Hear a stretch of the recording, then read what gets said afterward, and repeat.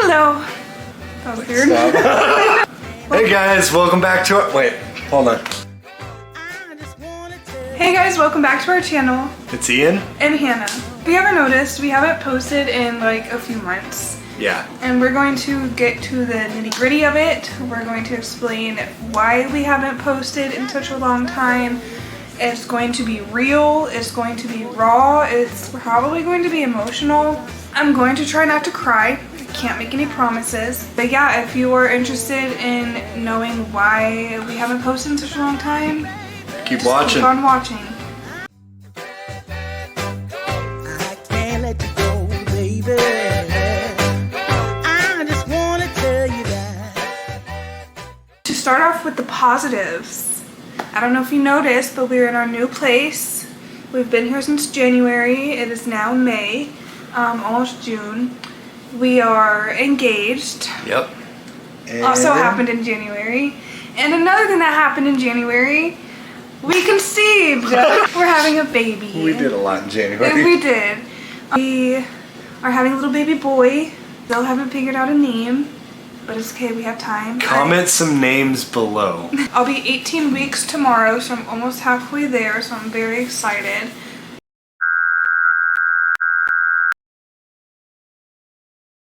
So, in the beginning of my pregnancy, I was diagnosed with this term called hyperemesis gravidarum. I'll have it somewhere around here, HG for short.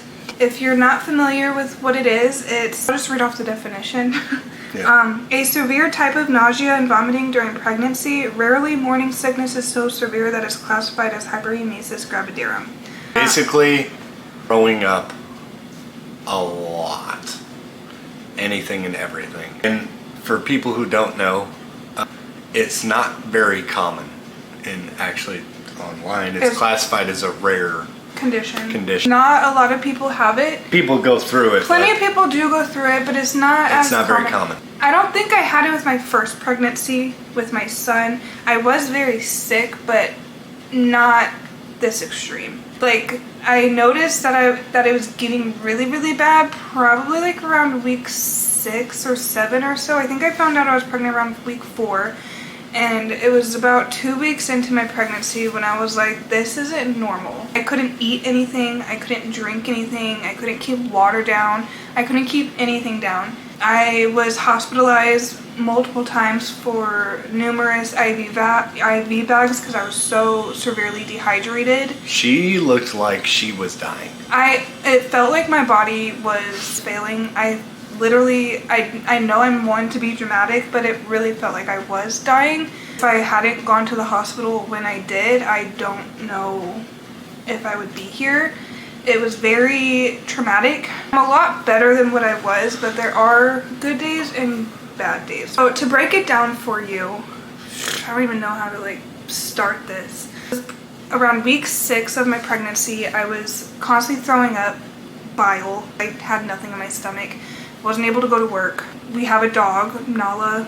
Couldn't take care of her, couldn't take her outside, so she was peeing and pooping in the house because I couldn't get out of bed. Grayson, my son, barely could take care of him.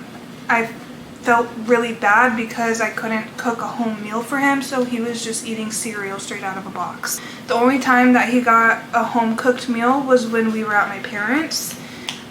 I couldn't even take care of myself, so I couldn't take care of a kid, I couldn't take care of a dog. That went on for a couple of weeks. She was basically bedridden, and I would come home from work because I was working later shifts and have to pick up the puzzle because the house would be destroyed, and not saying that it's her fault, she couldn't do it. So that's how bad it got, to put it in perspective. And I felt bad because I knew I needed to get up and take care of Grayson and take care of the dog and cook a meal for Grayson and myself, and I felt bad for him for having to come home to such a disaster with Grayson's toys all over the place, with Nala's poop and pee all over the place. I knew that he wasn't happy about it, and I knew that it was frustrating to come home to and see me just in bed doing nothing all day, but it took every ounce of energy to get up to just throw up. Her throwing up was pretty violent. Yes. And that went on for a couple of weeks. And I think it was after my second or third time being in the hospital. He was going to work and I just couldn't be home alone with Grayson. So I called my dad and I asked him if I could take a nap over there because we were at the hospital literally all night. We didn't get out of the hospital until like 7 a.m. and we went there at like 10 p.m. I was exhausted, he was exhausted, Grayson was exhausted. So Grayson and I packed a little bag and we went to my dad's house and we took a nap. Then I just didn't leave. That day that I had gone over to my parents' house, Grayson had woken up from a nap before I did, and my dad had cooked him a little meal, and that was his first meal in weeks that he had eaten. My dad honestly was like my lifesaver that day, where I was just laying in bed in the guest bedroom. His first home cooked meal. His first home cooked meal, yeah. Well, his first meal, he was eating cereal out of like the box. So when I would get home, I would try and feed him and whatnot. So first home cooked meal. My dad had entertained him. My dad was also working from home, so like there was only so much that he could do at the time. But what he did do was tremendously life-saving. My mom, a lifesaver at this point. I realized that I needed my parents' help because I couldn't take care of Grayson myself at that time. And honestly, I was there for probably about a month, maybe closer to 2 months with Grayson, and I needed it. That strained our relationship a lot because we weren't connected. Sorry if the camera angle changed, we had a little bit of an interruption. As we were saying, it definitely wasn't a McDonald's sweet tea. This is definitely an unsweet tea. Yeah, I definitely needed my parents for sure at the time. I was there for probably around 2 months, maybe a little bit less, maybe a little bit more. And that made our relationship struggle. But not only was our relationship struggling, I was also struggling. And the most frustrating part was the fact that nobody around me understood. I was like, they wanted to understand, they wanted to help, but they just didn't know how, because no one that I knew went through what I was going through. So they didn't know what to say, they didn't know what to do, they didn't know what to do to make me feel better. It was just frustrating all around. It was terrible. Yeah. I watch videos on TikTok and YouTube of people that also had it because I just wanted to know that I wasn't crazy and that it wasn't just in my mind. The fact that I was able to relate to someone else that was feeling just as shitty as I was, just as crappy as I was, it necessarily made me feel better, but it kind of made me feel better in a way because I could finally relate to somebody and like somebody could hear me out. All the TikTok videos and all the YouTube videos that I had watched pretty much all said that they joined the Hyperemesis Gravidarum Facebook support group. And so I'm in that right now. It helps sort of because if there's like a question I have about the disease, like I can't ask him, I can't ask my mom, I can't ask my sister because they don't know. So it's good that I do have like a support group, I guess like virtually, because a lot of people do reach out in the comments and they basically confirm that I'm not insane and that they're also going through it, which is nice. But at the same time, it's just not people that I talk to on a daily basis. So it kind of sucks that I don't have anybody that really understands, but like at the same time I have that Facebook group page. So if anyone out there right now that's watching this video is struggling with it, I highly, highly suggest to definitely join that support group on Facebook. It's pretty helpful. Sometimes I can't read like what other people like post in there because there's a fly. Because sometimes if it's like a negative like thing, I mean not necessarily negative, but if it's something I don't want to read, I just kind of scroll past it. For instance, a lot of people say that they felt better for like the first trimester, so like around 12 to 13 weeks. Wasn't me. That was a no-go. Yeah. Majority of the people in that group said that they felt better at 18 weeks, which I'm really fingers crossed. Like ever since I read that, I was probably like around 10 weeks or so, and I've been counting down the weeks until I got to 18 weeks because I don't know what the science is behind the 18 weeks, but 9 times out of 10, the people said that they feel better at 18 weeks specifically. And I'm 18 weeks tomorrow. Today, I've actually had a pretty decent day. There were a few times where I got kind of nauseous, but like I had like a boost of energy today. I cleaned a little bit. I did my makeup. I haven't done my makeup She's in been months. so much happier as a person today. I was singing in the car. I haven't been able to do that in a long time. One thing that I do have is like my mouth produces extra saliva and I can't swallow it because it makes me throw up. So that's frustrating. A lot of people also have it throughout the entire pregnancy. As soon as like the placenta comes out during labor, that's when they said that they felt a lot better because it's not the baby that's making you sick, it's the placenta, so it makes sense like they'll feel better once the placenta's out. But fingers crossed that I'm starting to get better because I've noticed the last few like days I've been starting to get better. But the first Knock on wood. Yeah. The first few weeks were definitely rough, and I'm going to get raw and juicy with you guys because honestly it feels good to get it off my chest, and I've only like have gotten it off my chest a few times, and I'm saying this to somebody who may have it, who is like reaching out for answers or to know that they're not alone. It's a very vulnerable moment. So understand that it's going to be okay. And if you have bad thoughts, that's okay because I did too. There were many, many days where I was on the bathroom floor bawling my eyes out, throwing up, praying to God to take the pain away, whether it was to have me have a miscarriage or to take me away from the world, where I didn't want to wake up the next morning because I knew that the next morning was going to be just as rough as it was the day before and the night before, and I felt like my body just couldn't handle it anymore. I feel very, very sad that I've had those thoughts because I had those thoughts over and over and over again for weeks on weeks on weeks. I just needed the relief. Yeah. I don't feel that way anymore. I thought about abortion, and for those who personally know me, I've never personally wanted to have an abortion for myself. I know it's kind of controversial, like if you have an abortion, it's your body, go for it. I don't care. Yeah. I won't judge you as a person, but I just personally never would have an abortion, and the amount of times that I've thought about having an abortion makes me feel so guilty. But I just needed the pain to go away. I needed something to relieve the pain that I was going through. And I know that it wasn't just me suffering. It was Ian. It was my parents. It was Grayson. It was everybody around me was also struggling because I was struggling.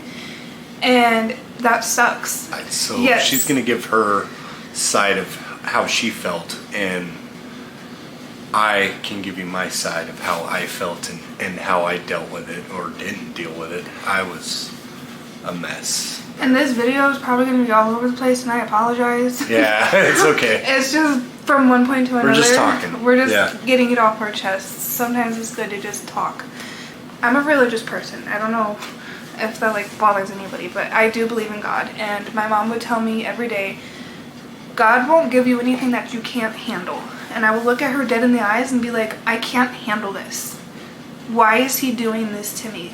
Why do I have to go through this? Why do the women that have this have to go through this? And the sucky part is I've had close friends on Snapchat and Facebook and people that I know in person that were also pregnant around the same time as I was, and they were enjoying their pregnancy and they were living life because they were so happy that they were pregnant.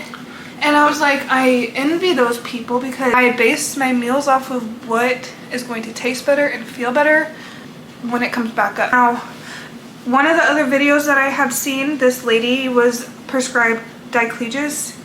I think that's how you say it. Diclégis? I'll have it like right here, the spelling of it. And she said that was the only thing that worked for her. And I was so excited because I was like, I'm literally getting that medication. Like, I'm finally going to have some relief just like her. It worked for like maybe like 3 or 4 days where I finally was able to keep like certain foods down, and I was like, I felt like a brand new person anytime I was able to keep a PB&J down. And it like started to wear off and it just stopped working and I just couldn't take it anymore. My body made me feel like a failure. It was a lot mentally to take in. It was a lot physically on my body. I lost over 20 pounds. Yeah. Anyway. Yeah. That's my side. That's the woman's side of pregnancy now. Well, woman's side of HG. HG, yes. I have 2 kids already, and this will be my first with her. My ex, she didn't go through anything like this that I can recall. I know she got sick or whatnot, but that was kind of normal. But this was something else. It was tough because a lot of times try to show her love in many different ways. Hug her, try to talk to her. When she would get nauseous, which was pretty much every day, all the time, she would just close up and she couldn't swallow her spit. So she's like mouth full, quiet, not acknowledging me, falling away from me. I got very insecure. I constantly lashed out, basically because I was like, why are you ignoring me? Why won't you talk to me? I didn't quite understand, and I still don't understand it great. I do at this point. I think I understand it, and I definitely backed off when she feels sick and just kind of give her space and not try to crowd her. But I didn't understand at that point, so I would lash out. And when she finally got some relief by staying with her parents, I was like, you know what, why don't you just live there for a little while until you feel better? And yeah, basically that's kind of where it went downhill. I mean, it went slightly uphill for her, but like it went really downhill for me. Coming home, I was alone. I didn't know how she felt. I couldn't tell because the only thing we ever did was text. Because if we would FaceTime, she was just silent because she didn't want to talk. She was nauseous. So it definitely affected me like tremendously. I started to fall into a depression again because I'm very reactive. If she's happy, I'm gonna be happy. If she's not happy, I'm not gonna be happy at all. So I was definitely extremely depressed at that point and scared that I was gonna lose the person I love the most when I got her pregnant. I'm like, it didn't make sense to me. Like, I got very screwed up in the head, and I wasn't very nice at all to her, and she didn't deserve it at all. But from a guy's standpoint, I'm sure that another man that is possibly watching that has had his wife go through this, then he should understand that it does feel like they're completely disconnected from the world and you don't know what's going through their head. Can I say something? Yeah. I forgot to mention, when he said the word disconnected, I felt very, very disconnected from the world, from myself, from anything around me. And I had to basically shut off my emotions. If I showed any type of emotion, like if I cried, like I missed him, I did. And it was hard to be able to open up to myself and to him about like missing him or being upset, because anytime I cried, I would just throw up, and I just had to shut myself off from everything around me. I was a completely different person. I would look at myself in the mirror, didn't recognize myself. And I still feel like sometimes I get into that little shell and it's hard to like get out of it. I don't know if I'm getting better or not. But I feel like I'm getting a little better coming out of my shell. But still to this day, if I get overly like overwhelmed or overly upset about something and I cry too much, I throw up. And it's still kind of a battle that I'm dealing with my emotions. I'm pregnant. I'm hormonal. I'm emotional. I'm going to cry. And it's hard because anytime I cry, like I have like a breakdown not too long ago, and I threw up because I was crying. And so it's like I can't even like cry properly. I just hate throwing up, and I'm tired of throwing up. Like, it hurts my throat. My throat is messed up. I feel like it's forever gonna be messed up. And I'm over it. Anyway, sorry. Continue. Yeah. So, basically, yeah, she was bottled up completely. Her emotions were cut off. So there was essentially like no love between the two of us during that point. So I got extremely scared, you know, the one I moved to Missouri with, to try and start a new life, and all of a sudden she doesn't love me anymore. But she did love me in her head, but her emotions and everything would not let her express that. And I need to hear her say I love you. I need to hear you know, that she still cares about me. I need to hear that she's okay. Like, I constantly was asking, constantly, and I'm at work, and I'm working, and all I could ever think about was what's going through her mind. Work was definitely tough for me because I didn't know how to handle both situations, you know, where I would bring my emotions to work, and it was bad. It was just bad in general. We did recently have a big Breakthrough? Yeah, like, I think we had a breakthrough for sure, because Like recently. Like yeah, a couple of days ago. I'm extremely in love with this woman, but yeah, it was super hard. You know, finally she ended up coming back for a little bit. It wasn't working because she was still the way she was, and the smells and all of that, and I couldn't seem to make her happy. It really had nothing to do with me, and it had everything to do with herself, I think. I didn't help it by lashing out and being a butthead to her, but I definitely think a lot of it is within. And of course the condition, like, she couldn't do much anyways, throwing up all the time. I think we've made it this far together. We've made it through a lot of stuff, and this definitely has been a huge bump in the road. Huge. I haven't done anything but work and try to help her out in any way I can. That's all I can say for the men's side, is just try to be there for them as much as you can. That's been our life. And if this video seems hectic, well, it's been hectic for the last few months. I don't even know. We have so much information we could put out on the table right now, but and I don't even, like, this is like the shortened version of it. Without getting into too much detail, that's pretty much the gist of it, of the hyperemesis gravidarum. And how she's had to deal with it. And actually from both sides. And like she said, it's kind of a short version of everything. Cause the word makes me nauseous. Like, saying the word, I've said the word a few times, and every time I said it, my stomach kind of turns. Anyways, to make an even longer story short, there is exciting news that we have, though. Sorry. She keeps ruining this. Yeah, so there's exciting news coming up at the end of the month. We're driving to Arizona. I'm going to be doing most of the driving because your girl can't stand his driving. I'm going to get my kids, Jasmine and Raylyn. I'm so excited. I miss them so much. They're going to stay here for the summer. The last time we had them was in December, which is, I think, like around our last videos. Yeah. So, but yeah, that's why we've been completely absent from the world.